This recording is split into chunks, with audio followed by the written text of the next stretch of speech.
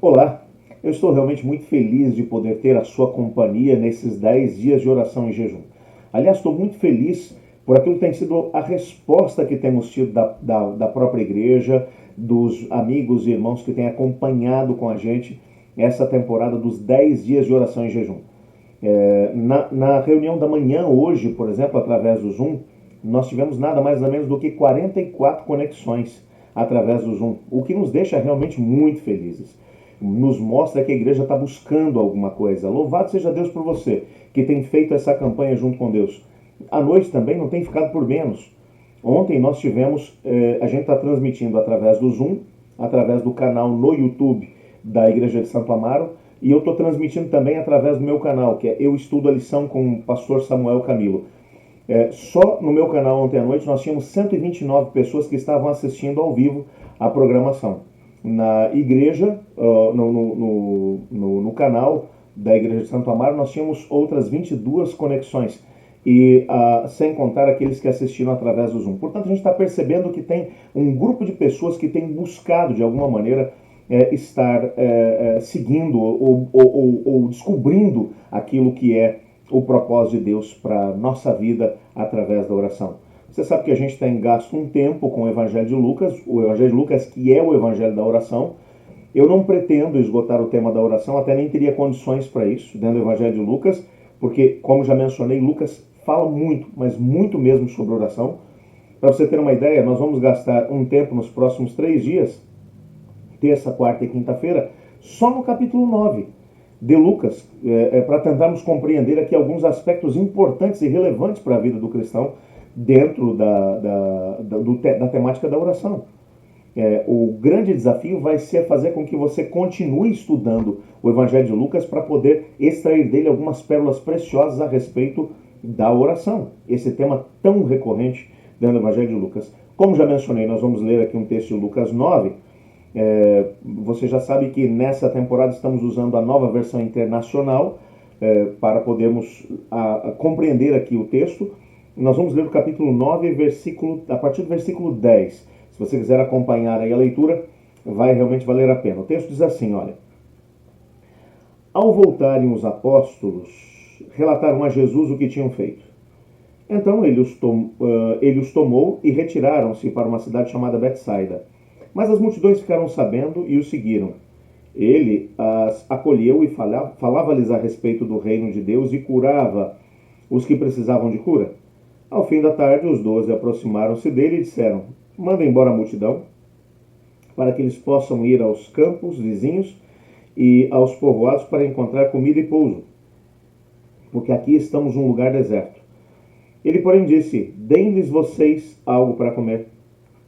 Eles disseram: Temos apenas 5 pães e 2 peixes, a menos que compremos alimento para toda essa multidão. E estavam ali cerca de 5.000 homens. Mas ele disse aos discípulos: Façam-nos sentar em grupos de 50. Os discípulos assim fizeram e todos se assentaram. Tomando os 5 pães e os 2 peixes, olhando para o céu, deu graças e partiu. Em seguida entregou-os aos discípulos para que os servissem ao povo.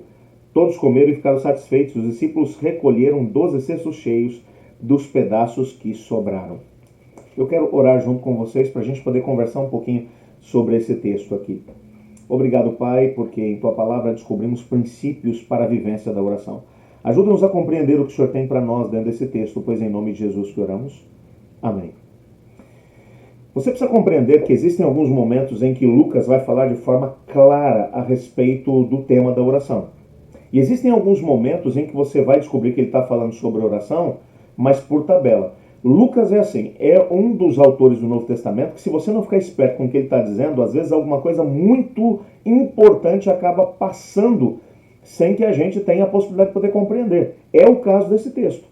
O que esse texto tem a ver com oração? Talvez alguns de vocês vão dizer: Jesus orou pedindo para que os pães possam ser multiplicados. É bem verdade. Mas nesse texto nós encontramos pelo menos 3 momentos nos quais Jesus orou. E a gente vai dar uma olhada no que diz respeito a isso. 2 deles estão implícitos, um deles é explícito. O primeiro momento, na verdade, para podermos ter uma visão mais clara, a gente precisa ver os textos paralelos nos evangelhos sinóticos. Uma curiosidade a respeito desse texto: Esse é o único milagre que vai aparecer nos 4 evangelhos. Esse é o único milagre que vai ser relatado por Marcos, por Mateus, por Lucas e também por João. Isso nos dá detalhes que acabam nos ajudando a compreender aqui esse mesmo texto de forma abundante. Por isso temos que estar atentos em relação aos textos paralelos. Mateus, por exemplo, vai nos ensinar a respeito do primeiro momento em que Jesus vai orar e a razão pela qual ele vai orar. O que é interessante de ser notado aqui é que 2 coisas estavam acontecendo em paralelo. Uma delas só Lucas vai dizer pra gente. Lucas vai dizer que Jesus enviou os 12 numa missão de poder pregar. Deu a eles poder e autoridade para que eles fossem pregar o evangelho, para que eles curassem pessoas, para que expelissem demônios, para que expandissem as fronteiras do reino. Foi uma missão na qual Jesus os enviou. Mateus, por sua vez, no capítulo 14, vai dizer que em paralelo com isso, estava acontecendo uma coisa.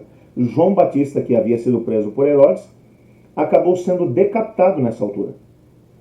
Pelo próprio Herodes, por causa de toda aquela tramóia que vai acontecer. Vale a pena ler o capítulo 14, que vai explicar essa mesma situação. Logo depois disso, Mateus vai dizer que o coração de Jesus ficou pesado por causa da situação. É claro, primeiro porque João Batista era seu primo, em segundo lugar, porque João Batista tinha vindo para poder preparar o reino de Cristo. E exatamente por causa do ministério que ele estava desempenhando, ele havia sido decapitado. Os discípulos de João Batista pegaram o corpo de João e o enterraram, até porque a cabeça de João havia sido entregue a Herodias.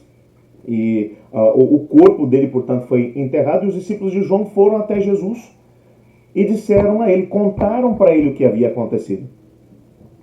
Se você der uma olhada, por exemplo, aqui, o Lucas só vai dar um lampejo dessa mesma parte. Olha só aqui, ó, a partir do versículo 7 do capítulo 9.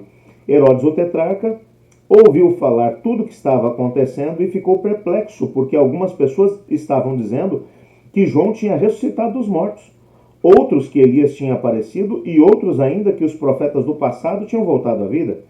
Mas Herodes disse, João eu decapitei. Quem, pois, é esse de quem ouço essas coisas? E procurava vê-lo. Ou seja, começa agora também uma procura de Herodes por Cristo Jesus. E a procura de Herodes não era apenas por curiosidade. Herodes havia se afastado tanto do caminho do Senhor, Ellen White vai dizer que ele tinha sido profundamente tocado pela mensagem de João Batista. Mas ele foi rejeitando a voz do Espírito de Deus que estava falando no seu coração. E nessa altura, ele já havia ido tão longe que ele não conseguia mais voltar. Ela dá a entender que Herodes já havia cometido aqui o único pecado que não tem perdão, que é o pecado contra o Espírito Santo de Deus. E agora ele estava querendo ter um encontro com Cristo Jesus, não para poder ouvir a Cristo Jesus, mas para também tentar silenciar o próprio Cristo. E diante desse quadro, o coração de Jesus ficou pesado porque ele sabia de algumas coisas. Primeiro, que ele seria o próximo da fila a enfrentar a morte. E lembre-se daquilo que temos repetido aqui vez após vez. Lucas está mencionando Jesus Cristo como sendo o segundo Adão, o que havia se esvaziado de si mesmo, apesar de ser Deus. Ele não estava aqui como a segunda pessoa da Trindade Divina, mas como o segundo Adão, que não podia ter nenhuma vantagem sobre o primeiro Adão.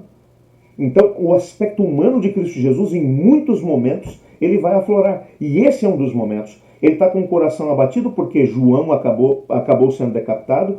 Ele está preocupado porque ele sabe que ele vai ser o próximo a morrer. A partir desse momento, agora, a fase final do seu ministério começaria. O Espírito de Deus já havia revelado isso a ele. E ele agora, com o coração profundamente angustiado, ele vai para as regiões de Betsaida. É bem verdade que ele não vai para a vila de Betsaida. Ele vai para a região. O texto deixa claro que não era na vila que eles estavam. Eles vão para uma região desértica próximo de Betsaida.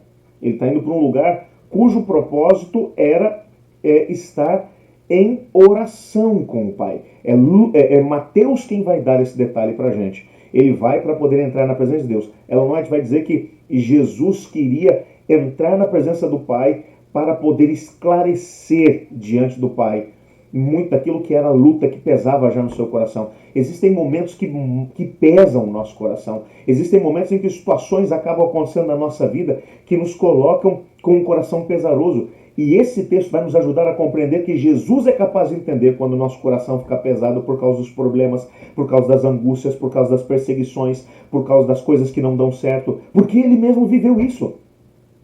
E ele agora, ele também nos ensina que no momento em que nosso coração fica pesaroso, no momento em que os problemas começam a se abater sobre nós, o lugar mais seguro aonde encontraremos não apenas as respostas que buscamos, mas onde encontraremos o consolo, o conforto da parte de Deus, é na presença de Cristo Jesus. Louvado seja o nome dele por isso. Cristo Jesus agora vai buscar no Pai. Ele vai para um lugar deserto, ele vai orar.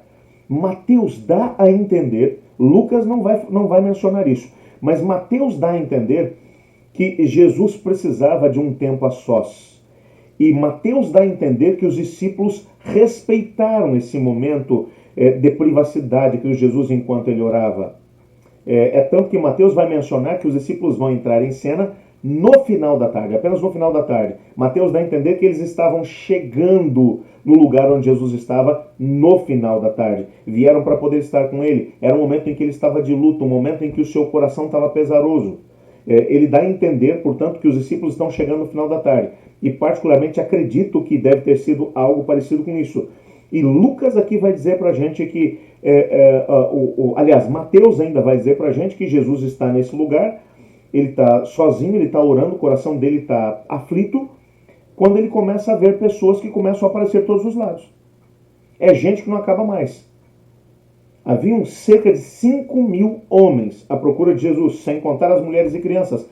Os 4 evangelistas são unânimes em mencionar exatamente isso, que as mulheres e as crianças não são contadas. Boa parte dos críticos bíblicos crê que havia ali algo em torno de, no mínimo dos mínimos, umas 15.000 pessoas. Você pode imaginar o que é isso? Jesus está num momento de dificuldade, Jesus está num momento de dor, num momento de angústia, ele vai para poder orar com o Pai, quando ele é surpreendido por nada mais nada menos do que cerca de 15.000 pessoas. O que eles querem de Jesus? Bom, eles querem ouvir as palavras do reino, mas principalmente eles querem ser curados das suas enfermidades, eles querem a libertação do poder dos demônios, eles querem ter um contato com Cristo Jesus para que a sua alma seja curada. E Mateus vai dizer que Jesus olhou para aquele povo e ficou compadecido com eles porque eles eram como ovelhas sem pastor. Ninguém estava preocupado com eles. Aqueles eram os párias da sociedade. Eram aqueles que não tinham ninguém por eles. E Jesus vai olhar para aquela situação e Mateus vai dizer que ele curou todos os seus enfermos. Ninguém ficou para trás. Ele curou absolutamente todos. Você pode imaginar como é que estava esse pessoal? Depois, você imagina o que é isso? Você consegue imaginar como é que estavam, por exemplo, os mudos que agora podiam falar? Você imagina esse pessoal louvando o nome de Deus? Você consegue imaginar aqueles que chegaram com dificuldades motoras, não conseguiam caminhar, e agora correndo de um lado para o outro? Você consegue imaginar aqueles que eram cegos agora olhando para absolutamente tudo, glorificando o nome de Deus? Você pode imaginar aqueles que estavam possuídos por espíritos maus e que haviam sido libertados? Gente, era uma grande festa de celebração a Deus no meio de uma região desértica. E nisso os discípulos chegam. E quando chegam e veem Jesus naquela situação, eles dizem, Lucas vai dizer, Senhor, era melhor que a gente mandasse o pessoal para casa para poder arranjar, ou para as vilas no entorno, para conseguir o que comer, ou lugar para poderem dormir, porque esse lugar é deserto. Aqui não tem nada, esse pessoal daqui a pouco vai começar a passar mal, a situação vai ficar complicada. E Jesus olha para os discípulos e diz, eu quero que vocês deem a eles o que comer. Não quero que eles vão embora sem que eles comam. Eu acho interessante isso, você sabe por quê? Porque o que mais se compreenderia numa altura como essa, na chegada dos discípulos, era os discípulos dizerem, Senhor, vamos mandar esse pessoal embora? E Jesus dizer, obrigado pela ajuda, viu? Eu estou precisando de privacidade. Aliás, eu vim para esse lugar, um lugar desértico, para poder estar sozinho, porque eu precisava estar com o Pai, em comunhão com o Pai, eu precisava estar junto com o Pai, eu precisava estar aqui só com o momento para poder curtir um pouco a minha dor pela perda do meu primo. Mas Jesus agora vai dizer, não, eu não quero que eles vão embora, eu quero que eles fiquem. Eu quero que eles façam pelo menos uma refeição antes de poder ir embora. Lucas, o que está dizendo aqui para a gente é que muito provavelmente essa multidão foi nada mais nada menos do que uma resposta ao Pai de que Jesus Cristo deveria permanecer firme para poder ir até o fim. Mas como assim? Bom, é que na verdade E Jesus estava preocupado nessa altura porque ele tinha que enfrentar a cruz. A cruz estava exatamente adiante dele. Ele teria que passar por situações realmente complexas, ele teria que receber sobre si o peso do pecado da humanidade. Ele teria que enfrentar coisas realmente angustiosas. E o capítulo 9, se é uma coisa que a gente pode descobrir no capítulo 9, é que Jesus realmente ele sentiu, esse foi o momento em que ele sentiu o peso daquilo que deveria estar sobre ele, que logo seria colocado sobre ele, o peso dos pecados da humanidade, a morte se aproximando dele. E por isso ele vai gastar mais tempo em reflexão. E esse foi um dos momentos. A resposta do Pai diante da prece de Cristo Jesus foi uma multidão de cerca de 15 mil pessoas. Deu a ele a possibilidade de poder curar, expulsar demônios, deu a ele a possibilidade de poder ministrar às pessoas e ver aquelas pessoas se regozijando, pessoas que haviam sofrido tremendamente. E a alegria volta ao coração de Jesus, porque quando ele olha para aquelas pessoas que chegaram ali naquele lugar deserto, eles estavam aflitos, eles estavam sozinhos, o coração deles amargurado, porque as palavras de Deus não estavam chegando até eles. A religião daquele tempo havia se tornado um grande fardo. Através das palavras de Cristo Jesus, eles tinham conseguido sentir a presença de Deus. Agora, diante desse quadro, de ver aquelas pessoas agora felizes, isso acalenta o coração de Jesus e vai mostrar, o Pai dizendo para ele, filho, numa escala maior, numa escala mundial, é isso que eu quero que você ofereça para as pessoas, mas isso só vai acontecer se você tiver a possibilidade de poder ir até o fim. Na verdade, era isso que estava acontecendo por detrás dos bastidores. Mas eu quero que você compreenda que algo vai acontecer aqui. Eu não vou me deter aqui no que vai acontecer logo na sequência, que aqui no meio você conhece bem o texto. Jesus ele faz um grande milagre, uma grande multiplicação de pães e peixes. Os 5 mil homens, sem contar as mulheres e crianças, todos comem. Ainda sobram 12 cestos cheios. Eu preciso voltar com você um pouquinho para João no capítulo 6. Se você tiver a tua Bíblia aí, essa parte do texto eu quero ler com você. Porque ao mesmo tempo em que o Pai está respondendo à oração de Cristo, quando ele está com o coração amargurado, o coração triste, com medo daquilo que vai acontecer, e ele manda aquelas 15 mil pessoas, o diabo também trabalha. Você precisa lembrar que existem duas forças tentando trabalhar para poder tentar, de alguma maneira, nos desencaminhar daquilo que é o propósito do Senhor Deus. E Satanás, quando vê Deus trabalhando, ele tenta dar um jeito de poder trabalhar também. O único que vai contar esse detalhe é João, no capítulo 6, a partir do versículo 14. Ele é o único que vai contar, vai fazer o desdobramento dessa história. E ele vai dizer assim, olha, depois de ver o sinal miraculoso que Jesus tinha realizado, pausa, está falando aqui da multiplicação dos pães e dos peixes e da recolha ainda de 12 cestos cheios. Continua o texto. O povo começou a dizer, sem dúvida, esse é o profeta que devia vir ao mundo. Sabendo Jesus que pretendiam proclamá-lo rei à força, retirou-se novamente sozinho para o monte. E ao anoitecer, seus discípulos desceram para o mar, entraram num barco e começaram a travessia para Cafarnaum. Já estava escuro, e Jesus ainda não tinha ido até onde eles estavam. Soprava um vento forte, e as águas estavam agitadas. Depois de terem remado cerca de 5 ou 6 quilômetros, viram Jesus aproximar-se do barco, andando sobre o mar, ficando aterrorizados. Mas Jesus disse, sou eu, não tenho medo. Então resolveram recebê-lo no barco, e logo chegaram à praia para a qual se dirigiam. Esse texto aqui é muito interessante. João vai mencionar para a gente que algo aconteceu. Logo depois que o Pai trouxe aquela multidão para Cristo Jesus, para poder mostrar a ele que ir até o final no processo de salvação da humanidade valeria a pena, e isso foi uma resposta à própria oração de Cristo Jesus, Satanás agora vai pegar a mesma multidão, que era a resposta à oração de Cristo Jesus, e vai tentar usar a multidão contra Cristo Jesus e contra o plano que o Pai tinha para Cristo. E o Espírito Santo sopra para Cristo Jesus, olha, está acontecendo um negócio aí no meio da multidão. Esse pessoal está querendo fazer de você rei à força.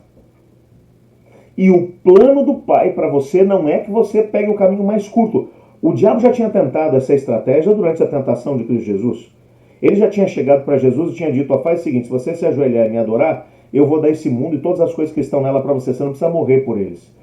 Você só se ajoelha e me adora, me reconhece como príncipe desse mundo, como rei desse mundo, e eu dou esse mundo para você. Tranquilo, você não precisa morrer por eles. É um atalho, um caminho mais reto, sem tantas dificuldades no caminho. Um caminho largo e espaçoso. O diabo está sempre querendo oferecer caminhos largos e espaçosos para a gente.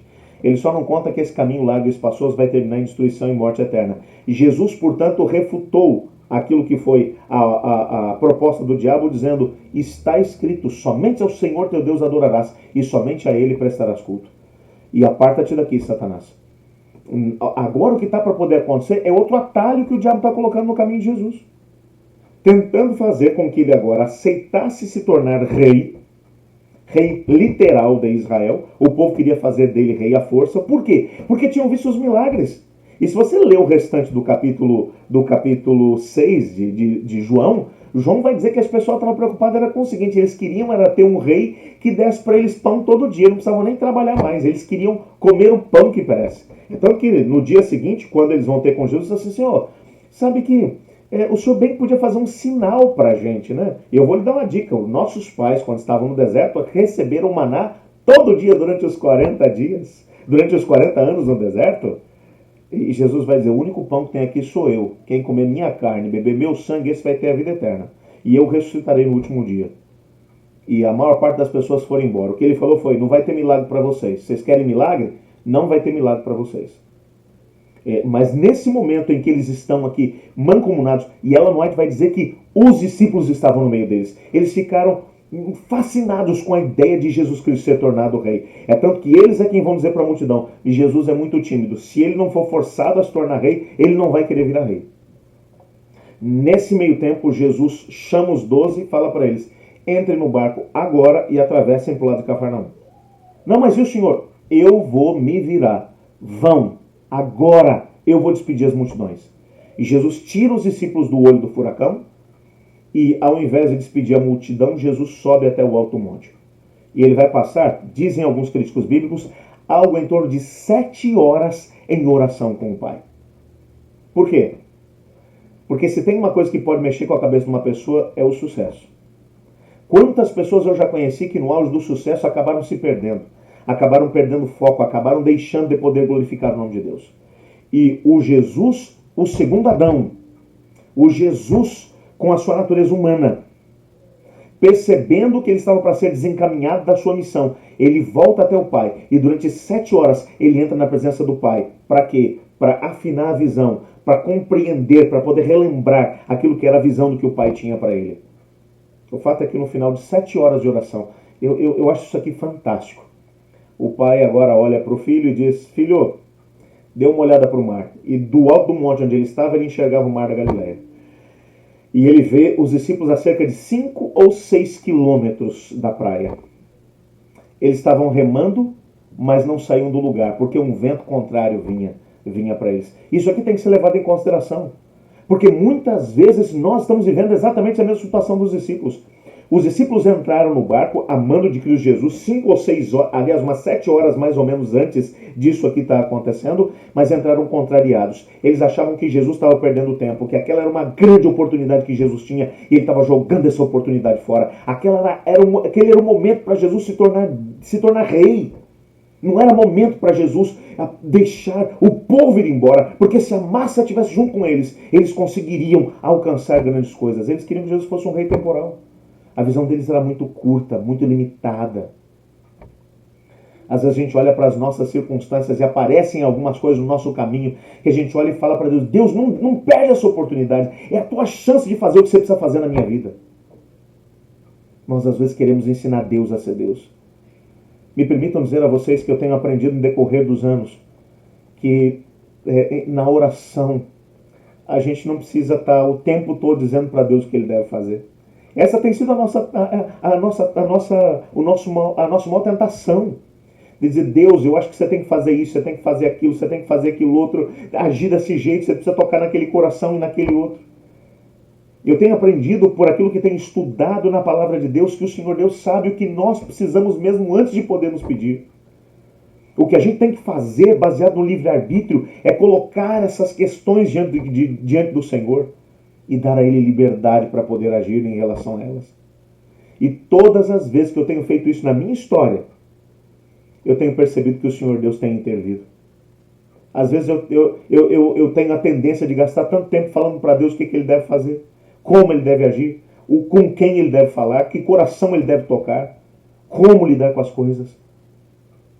Eu aprendo com Cristo Jesus que Ele não ia para a presença do Pai para tentar ensinar o Pai a dirigir o plano da redenção. Ele ia para a presença do Pai para poder tentar descobrir que postura ele deveria tomar diante das circunstâncias. Para que o Pai colocasse no coração dele o sentimento certo, o jeito certo de poder enfrentar as coisas.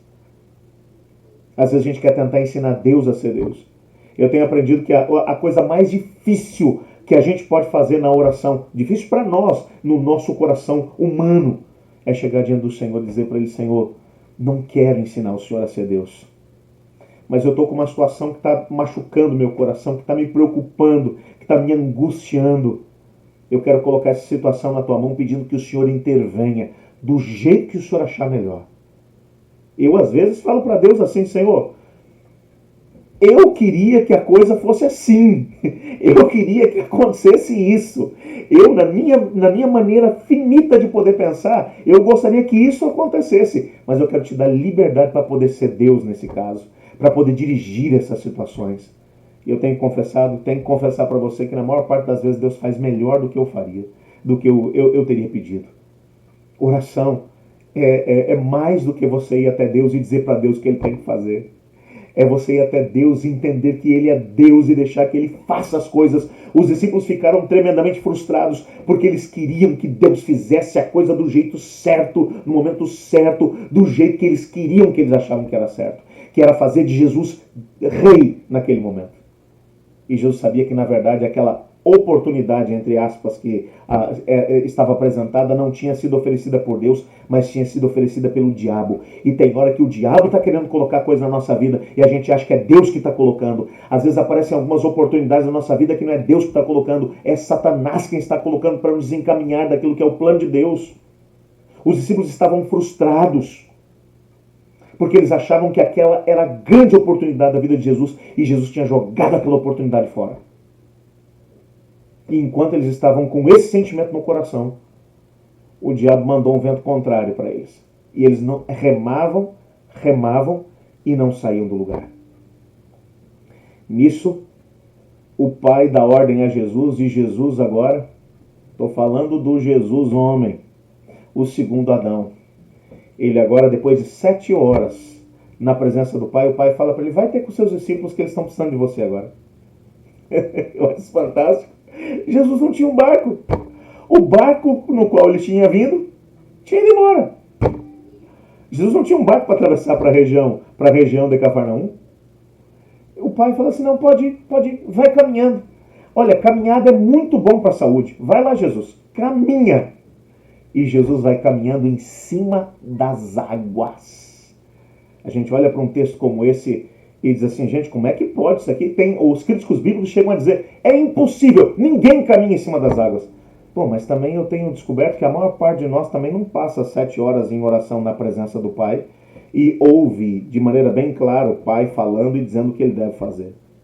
Quando eu olho para os evangelhos, eu percebo que nitidamente, antes que cada milagre tenha acontecido, aqueles que foram os veículos através dos quais o Espírito Santo agiu, eles estavam numa tal comunhão com o Espírito Santo de Deus, que o Espírito de Deus mandava ou ordenava que eles fizessem alguma coisa. E eu não tenho a mínima dúvida de que o Jesus homem, o segundo Adão, ele recebeu aqui autorização por parte do Pai para poder estar fazendo isso. E ele vai caminhando sobre as águas. Ele vai ter um encontro com os discípulos para fortalecer-lhes a fé.